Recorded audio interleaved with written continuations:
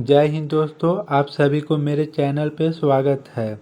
एक क्लास में पॉलिटी का नोट्स के द्वारा पढ़ाया जाएगा। ये नोट्स ज्ञान बिंदु रोशन सर के द्वारा जो पॉलिटी फाउंडेशन का क्लास हुआ था उसी क्लास का नोट्स है। अगर आप बीपीएससी, यूपीएससी या दरोगा, एएसआई, एसआई या कांस्टेबल या एनी एग्ज़ाम के प्रिपरेशन कर रहे हैं तो आप इस क्लास को ले सकते हैं। ये क्लास बहुत इम्पोर्टेंट साबित होने वाला है क्योंकि हर एग्ज़ाम में 5 से 6 क्वेश्चन पॉलिटी का पूछता है। तो चलिए अपना क्लास की ओर चलते हैं।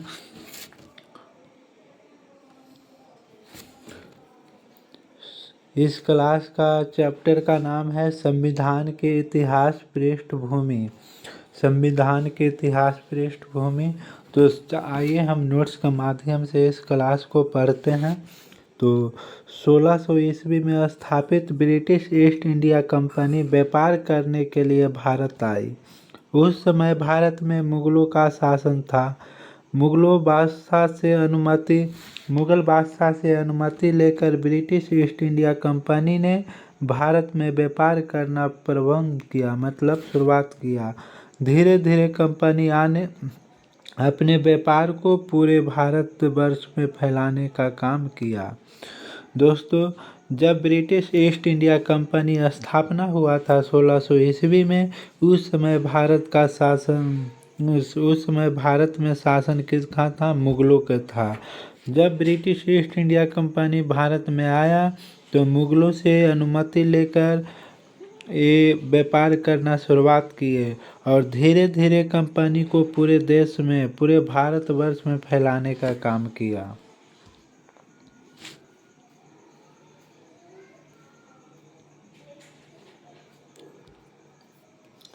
सत्रह सौ सात ईस्वी में मुगल बादशाह औरंगजेब के निधन होने के बाद भारत में फैले राजनीतिक अस्थिरता का लाभ ब्रिटिश ईस्ट इंडिया कंपनी ने उठाया और धीरे धीरे भारत की राजनीतिक में हस्तक्षेप करना प्रारंभ कर दिया।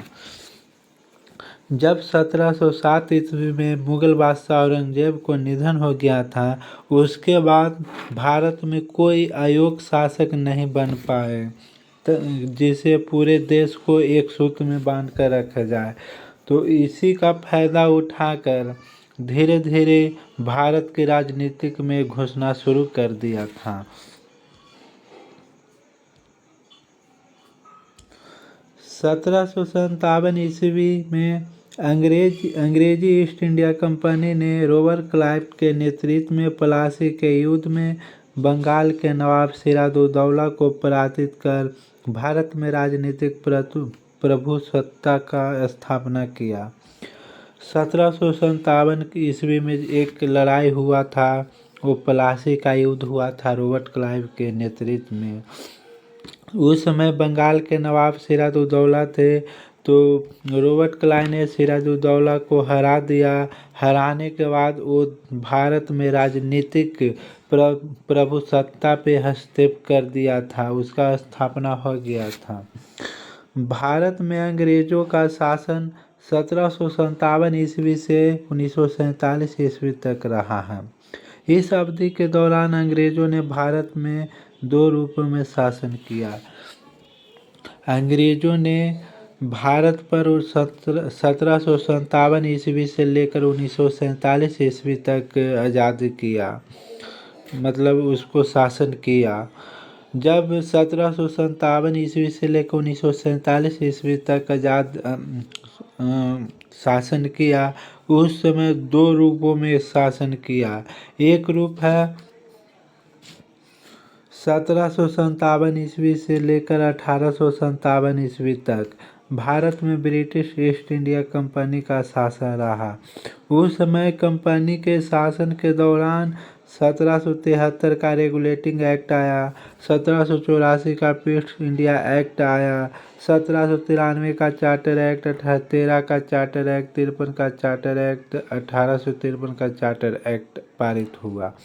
वहीं 1858 से 1947 तक भारत में ब्रिटिश क्राउन का शासन रहा।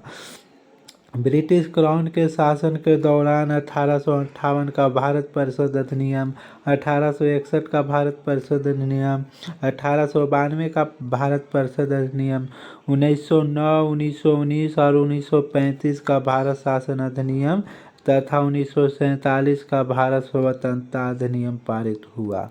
दोस्तों, जब दो रूपों में अंग्रेज़ों ने दो रूपों में भारत पर शासन किया था, तो पहला रूप था ब्रिटिश ईस्ट इंडिया कंपनी ने 1757 से लेकर 1857 तक किया, जिसमें कई नीतियाँ, कई अधिनियम पारित किए, जैसे 1773 का रेगुलेटिंग एक्ट, 1784 का ईस्ट इंडिया एक्ट, 1813 का चार्टर एक्ट, 33 का चार्टर एक्ट, 1853 का चार्टर एक्ट। वहीं दूसरा ओर देखते हैं तो 1858 से लेकर 1947 तक ब्रिटिश क्राउन का शासन रहा, यानी राजा का शासन रहा।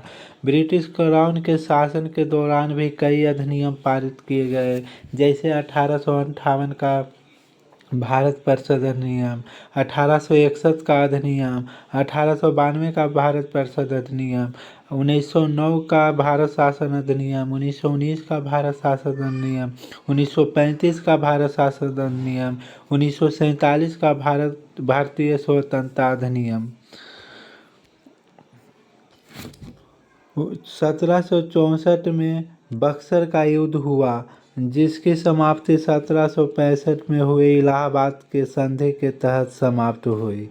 इस संधि के तहत ब्रिटिश ईस्ट इंडिया कंपनी को बिहार, बंगाल और उड़ीसा के क्षेत्रों में कर वसूलने का अधिकार प्राप्त हुआ। 1771 ईस्वी जाते जाते ब्रिटिश ईस्ट इंडिया कंपनी को बंगाल के क्षेत्र में निजामती अधिकार भी, अर्थात शासन प्रशासन करने का अधिकार प्राप्त हो गया। अतः हम कह सकते हैं कि ब्रिटिश ईस्ट इंडिया कंपनी, जो एक व्यापारिक कंपनी थी, वह 1771 ईस्वी जाते जाते राजनीतिक कंपनी बन गई। इसलिए ब्रिटिश संसद ने ईस्ट इंडिया कंपनी को अपने नियंत्रण रखने हेतु समय समय पर अधिनियम बनाते रहे। दोस्तों, यहाँ कहने का मतलब है कि जब 1764 का बक्सर का युद्ध हुआ था, उसके पश्चात 1765 में इलाहाबाद के संधि हुआ। इलाहाबाद संधि के अनुसार ब्रिटिश ईस्ट इंडिया कंपनी को बिहार, बंगाल और उड़ीसा में कर वसूलने का अधिकार प्राप्त हो गया और 1771 जाते जाते बंगाल में शासन प्रशासन करने का अधिकार प्राप्त हो गया, जिसे हम कह सकते हैं कि ब्रिटिश ईस्ट इंडिया कंपनी एक व्यापारिक कंपनी थी, जो अब एक क्या बन गया है, राजनीतिक कंपनी बन गया है। 1773 का रेगुलेटिंग एक्ट देखेंगे तो 1773 का रेगुलेटिंग एक्ट किया है, तो यह अधिनियम 1773 ईस्वी में पारित हुए ब्रिटिश संसद द्वारा पारित किया गया यह पहला अधिनियम था, मतलब है। इस अधिनियम के पारित होने के समय ब्रिटिश पीएम लॉर्ड नॉर्थ थे। इस अधिनियम के प्रमुख विशेषता निम्न है।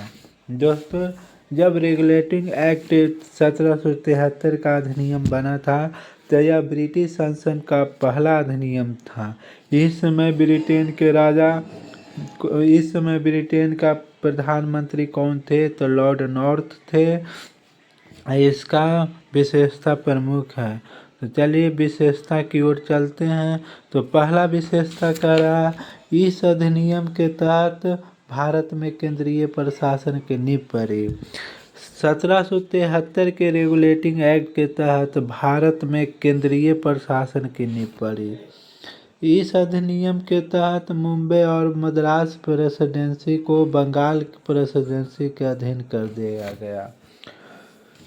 और कह रहा है कि दोस्तों, जब मद्रास था और मुंबई में जो प्रेसिडेंसी था, उसको बंगाल प्रेसिडेंसी के अधीन कर दिया गया बंगाल प्रेसिडेंसी में गवर्नर जनरल व 4 सदस्यों वाले परिषद के नियंत्रण में सरकार का गठन किया गया। जो बंगाल प्रेसिडेंसी में गवर्नर जनरल था उसको सुरक्षा के लिए 4 सदस्यों वाली परिषद बनाया गया। बंगाल के गवर्नर के कार्य अधिकार शक्ति में इजाफा करते हुए उसका पदनाम बदलकर बंगाल का गवर्नर जनरल कर दिया गया। जब बंगाल का गवर्नर था उसके कार्य अधिकार में इजाफा करते हुए बंगाल के गवर्नर को पद नाम चेंज कर बार क्या कर दिया गया, बंगाल के गवर्नर जनरल कर दिया गया। बंगाल के गवर्नर जनरल कर दिया गया। 1773 के रेगुलेटिंग एक्ट के तहत बंगाल का प्रथम गवर्नर जनरल वारेन हेस्टिंग बने। 1773 के रेगुलेटिंग एक्ट के तहत बंगाल का प्रथम गवर्नर जनरल कौन बने, वारेन हेस्टिंग बने। नेक्स्ट पॉइंट है यहाँ पे रेगुलेटिंग एक्ट में यह प्रावधान था कि कोलकाता में सुप्रीम कोर्ट का गठन किया जाएगा। इसी प्रावधान के तहत कोलकाता में सुप्रीम कोर्ट का गठन 1774 ईस्वी में हुआ। दोस्तों 1773 का रेगुलेटिंग एक्ट में यह प्रावधान था कि सुप्रीम कोर्ट का गठन किया जाएगा, जिसकी गठन 1774 में हुई। नेक्स्ट देखते हैं पॉइंट, कोलकाता में प्रथम सुप्रीम मुख्य न्यायाधीश सर एलिजा एम्पे को बनाया गया, तो वहीं अन्य न्यायाधीश चैम्बरलेन और वाइट को बनाया गया।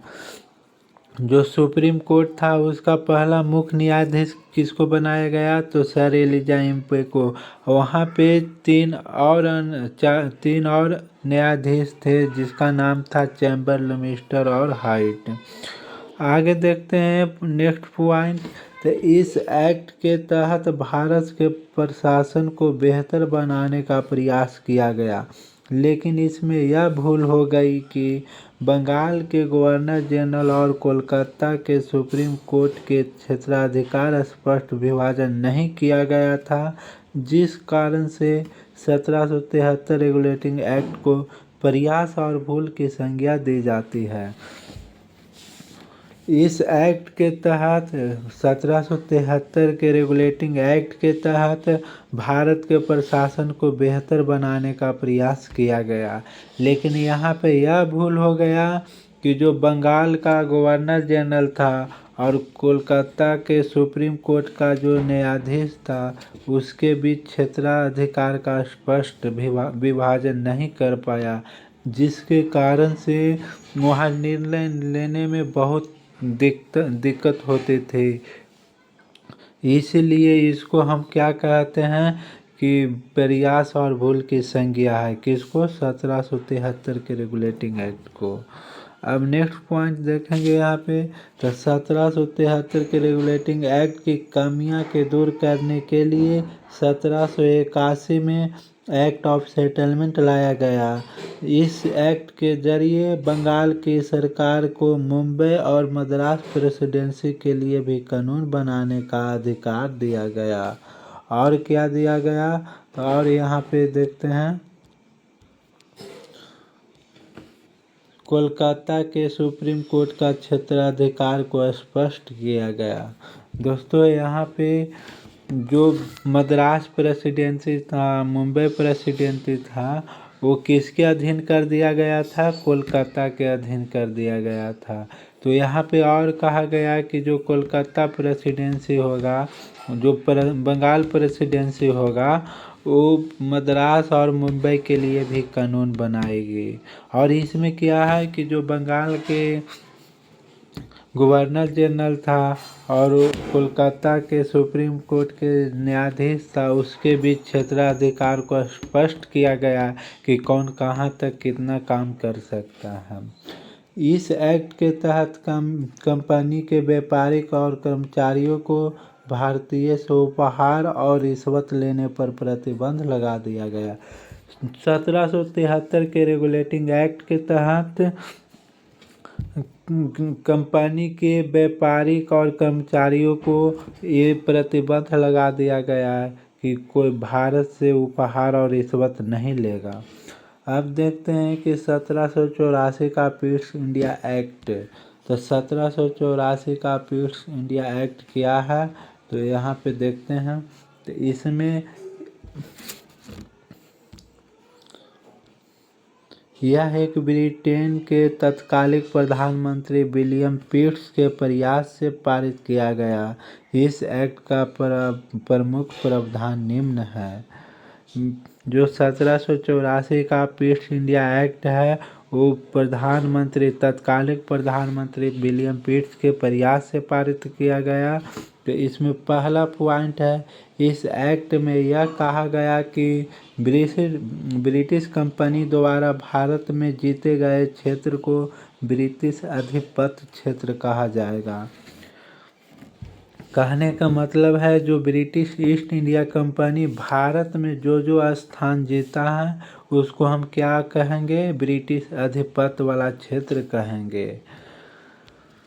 नेक्स्ट पॉइंट है, इस एक्ट के तहत लंदन में बोर्ड ऑफ कंट्रोलर का गठन किया गया और यह संस्था कंपनी के राजनीतिक मामलों के नियंत्रण करता था। वहीं बोर्ड ऑफ डायरेक्टर कंपनी के व्यापारिक मामलों को नियंत्रण करता था। अर्थात हम कह सकते हैं कि इस एक्ट के तहत द्वैत शासन का प्रारंभ हुआ। दोस्तों, जब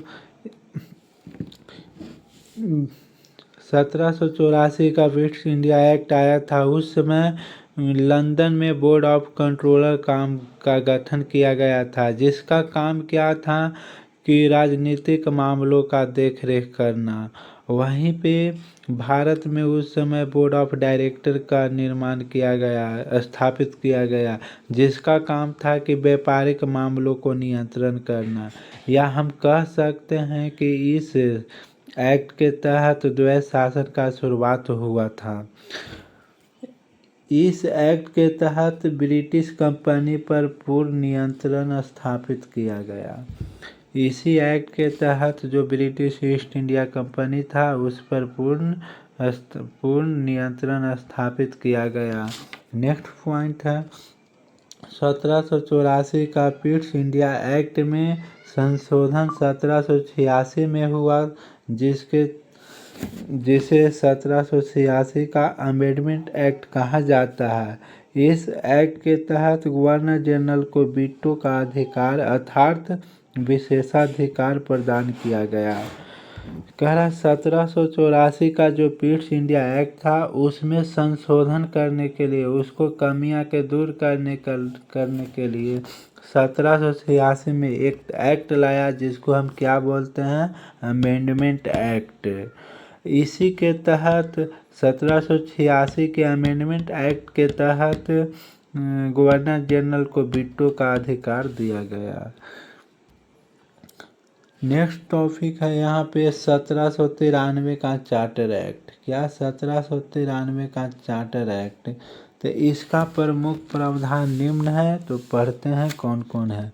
ब्रिटिश कंपनी के अधिनियम अधीन अधिकारी और कर्मचारियों का वेतन भारतीय राजस्व से दिए जाएंगे। कहने का मतलब है ब्रिटिश कंपनी में जो भी अधिकारी थे, कर्मचारी थे, उसका वेतन कहाँ से दिया जाएगा, ब्रिटिश कंपनी में जो भी अधिकारी थे, कर्मचारी थे, चाहे वो भारत में काम कर रहे हों या लंदन में काम कर रहे हों, उसका वेतन कहाँ से दिया जाएगा, भारतीय राजस्व से दिए जाएंगे।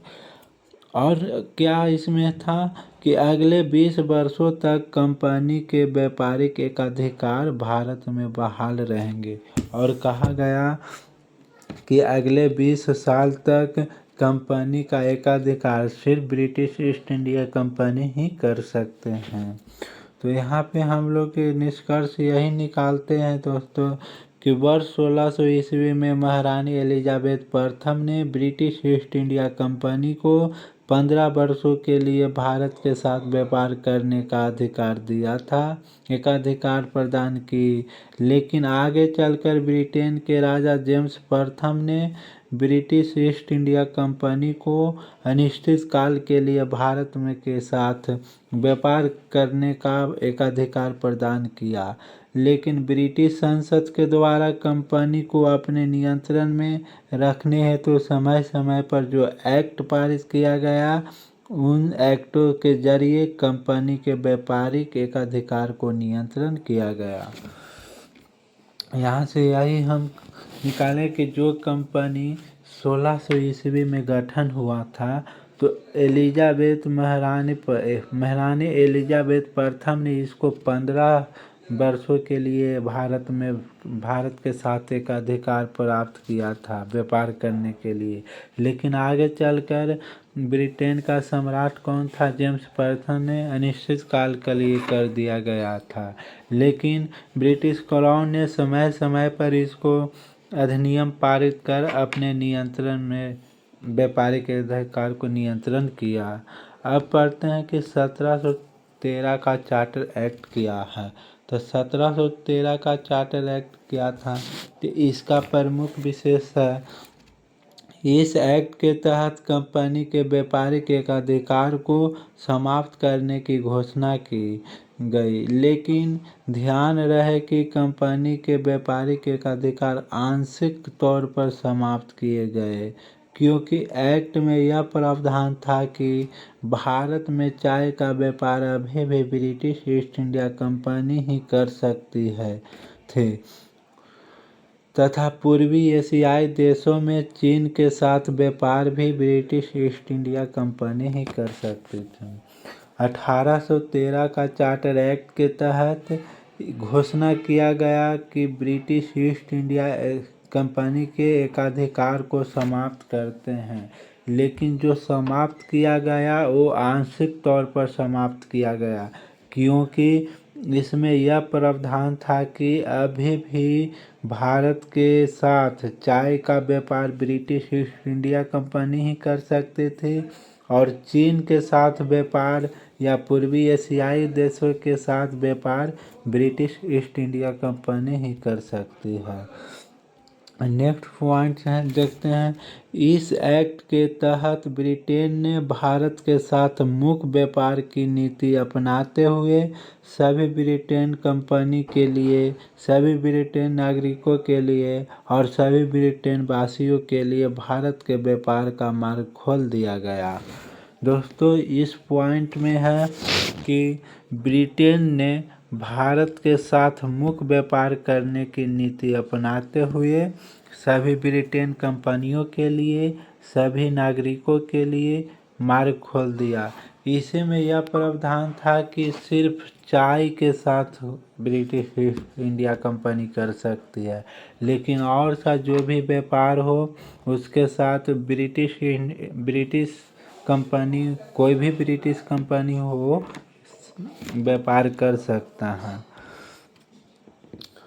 नेक्स्ट पॉइंट, इस एक्ट में यह प्रावधान किया गया कि प्रत्येक वर्ष भारतीय शिक्षा पर 1 लाख रुपया खर्च किए जाएंगे और इसी एक्ट में 1813 के चार्टर एक्ट में ही यह प्रावधान किया गया कि हर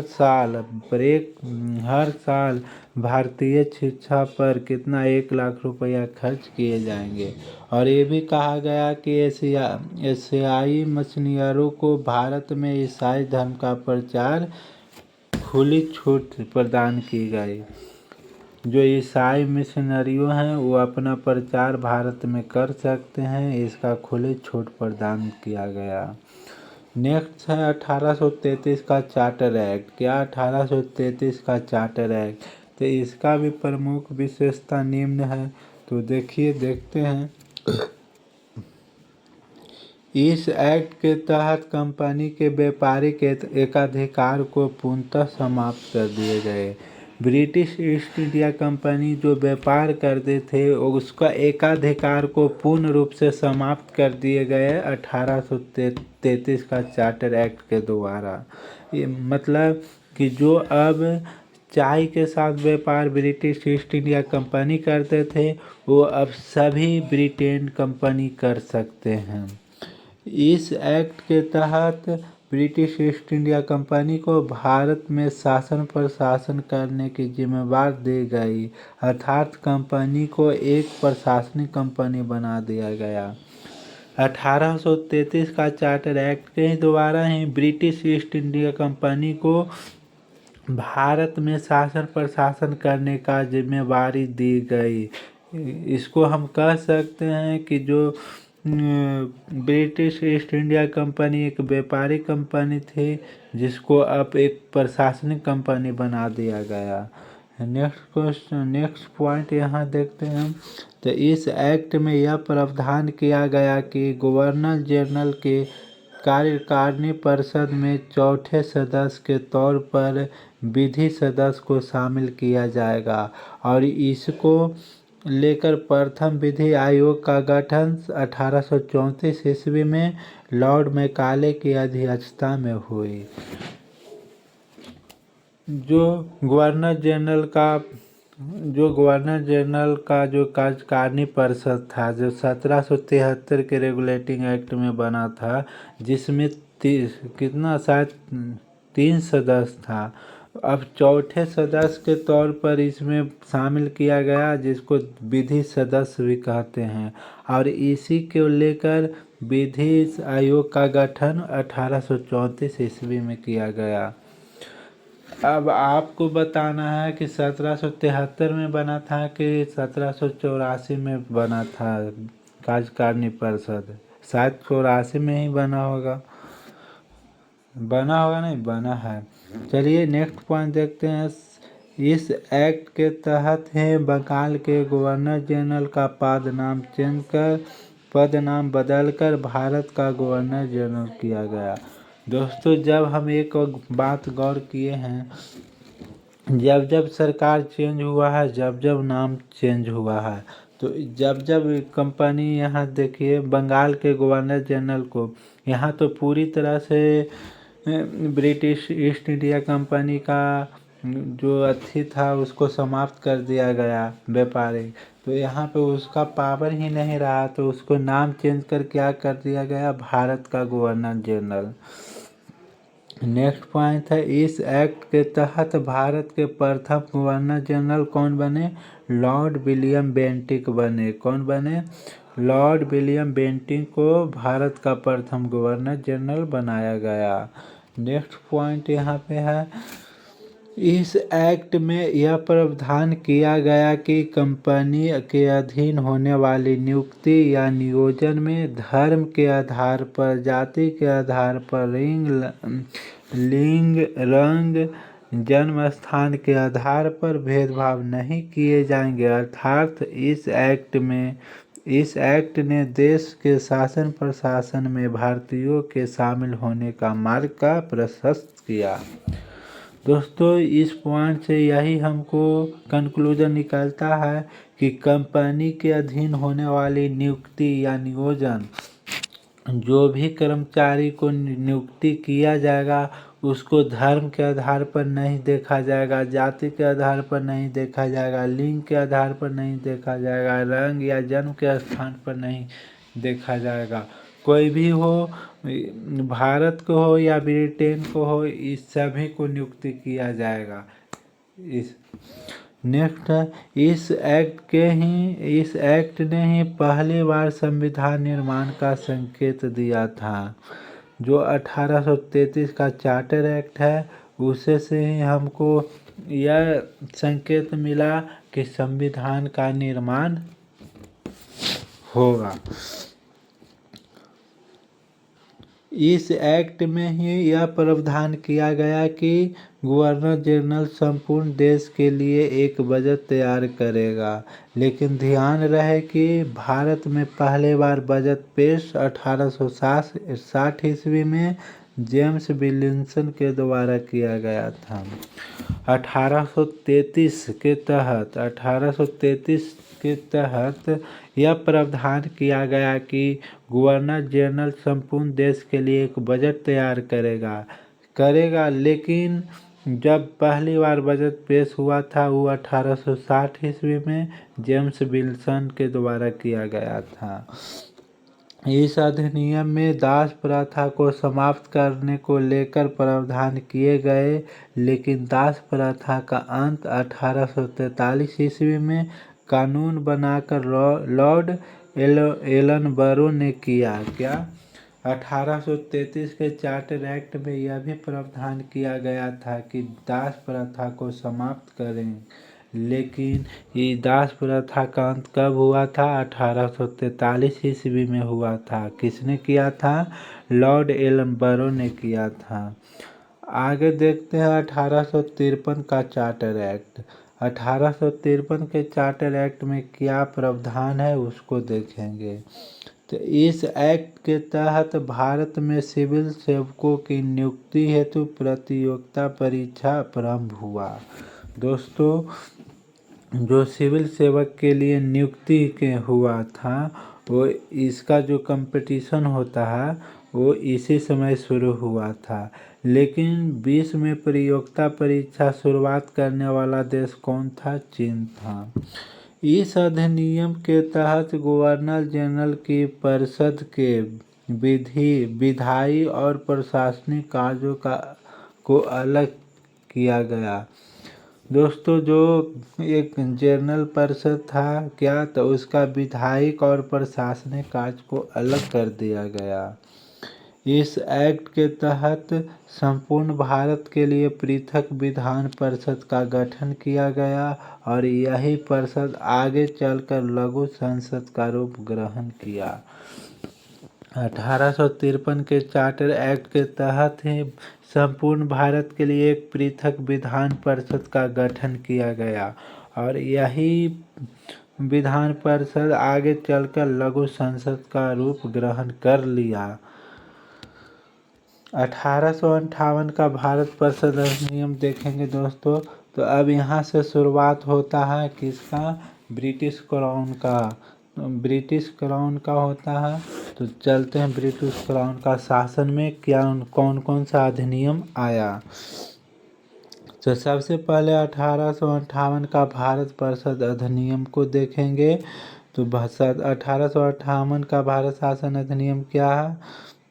तो 1857 के सिपाही विद्रोह, जिस समय भारत में ब्रिटिश कंपनी का शासन था, कंपनी के शासन के समय हुए विद्रोह ने यह दर्शाया कि ब्रिटिश से भारत का शासन प्रशासन नहीं संभाल रहा है, जिस कारण 1858 के भारत शासन अधिनियम के तहत ब्रिटिश कंपनी से शासन संबंधी अधिकार छीन लिया गया तथा भारत का शासन प्रत्येक तौर पर ब्रिटिश क्राउन के हाथों में दे दिया गया।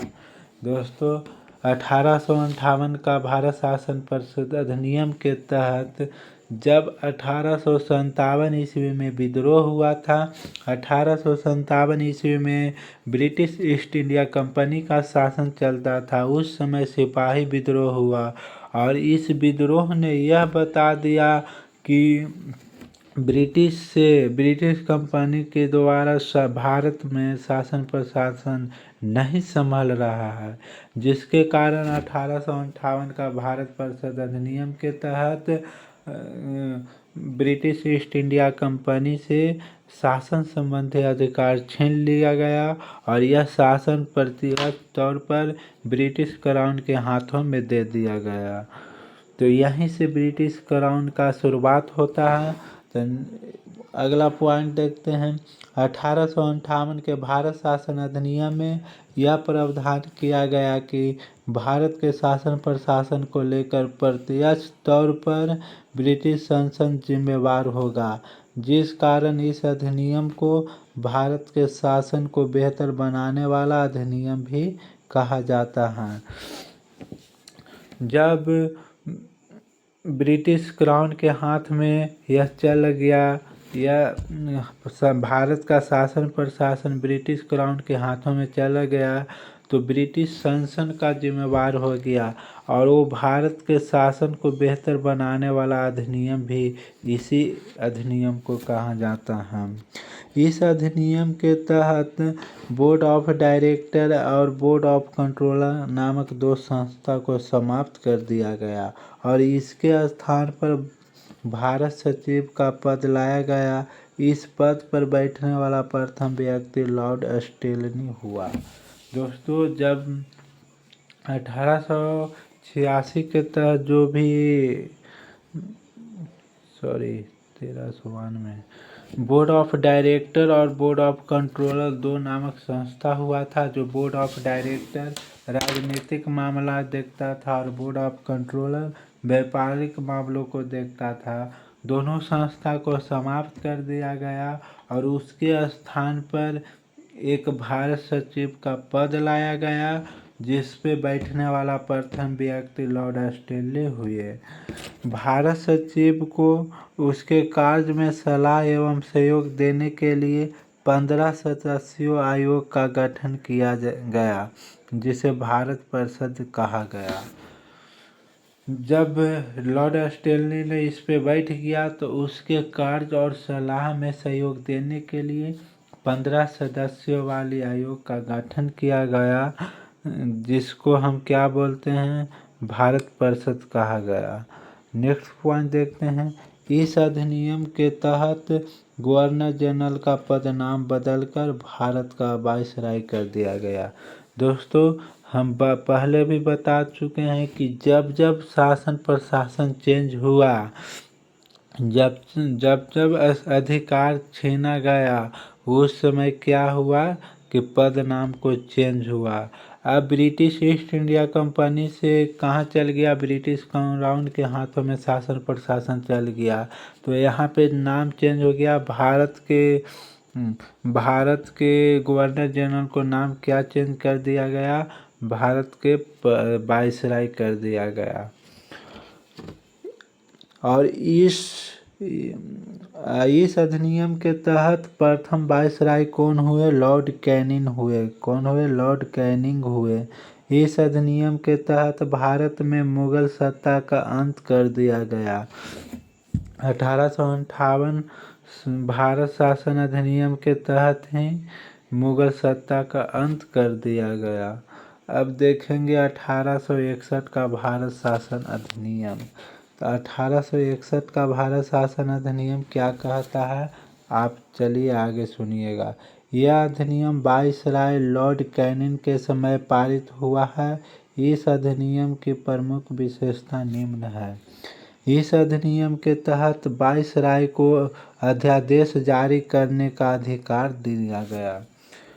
जो वायसराय था वो अध्यादेश जारी करने का अधिकार दिया गया उनको।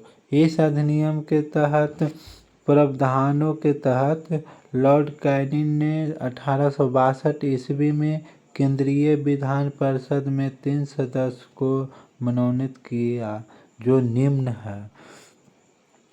कौन कौन है, तो बनारस के राजा हुए। कौन, बनारस के राजा, पटियाला के महाराजा और सर दिनकर राय। दोस्तों, जो गठन हुआ था, क्या,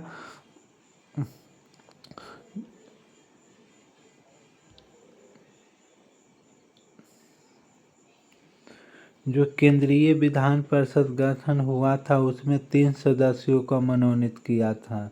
कौन किए थे, लॉर्ड कैनिंग ने किए थे। किसको किसको, तो बनारस के राजा को, पटियाला के महाराजा को और सर दिनकर राय को। इसी अधिनियम के तहत भारत में मंत्रिमंडल व्यवस्था या कैबिनेट प्रणाली या पोर्टफोलियो प्रणाली की शुरुआत हुई। इसी अधिनियम ने बॉम्बे और मद्रास प्रेसिडेंसियों को कानून बनाने की शक्ति वापस देकर विकेंद्रीकरण प्रणाली की शुरुआत की।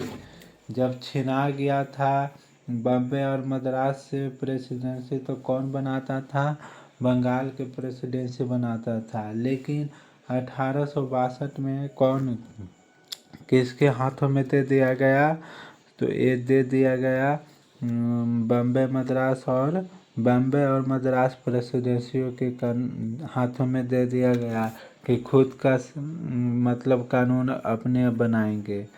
हम देखेंगे 1892 का भारत शासन अधिनियम। तो 1892 का भारत शासन अधिनियम क्या बोलता है कि 1885 में भारतीय राष्ट्रीय कांग्रेस की स्थापना हुई। कांग्रेस के दबाव के कारण ही 1892 का भारत अधिनियम पारित हुआ। इस अधिनियम की प्रमुख विशेषता निम्न है। इस अधिनियम के तहत भारत में अप्रत्यक्ष चुनाव प्रणाली की शुरुआत हुई। केंद्रीय विधान परिषद के सदस्यों को बजट पर बहस करने का अधिकार दिया गया। और क्या दिया गया? केंद्रीय विधान परिषद के सदस्यों का प्रश्न पूछने का अधिकार दिया गया, लेकिन पूरक प्रश्न पूछने का अधिकार नहीं था। 1892 का शासन अधिनियम, भारत शासन अधिनियम कांग्रेस के दबाव में आया, जिसमें से यह थी शुरुआत के अप्रत्यक्ष चुनाव प्रणाली शुरुआत हुआ। दूसरा बात है कि बजट पर बहस करने का अधिकार मिला। और तीसरा बात है कि जो विधान परिषद के सदस्य हो उसको प्रश्न पूछने का अधिकार दिया गया, लेकिन ध्यान रहे कि पूरक प्रश्न पूछने का अधिकार नहीं दिया था। अब पढ़ते हैं 1909 का भारत शासन अधिनियम।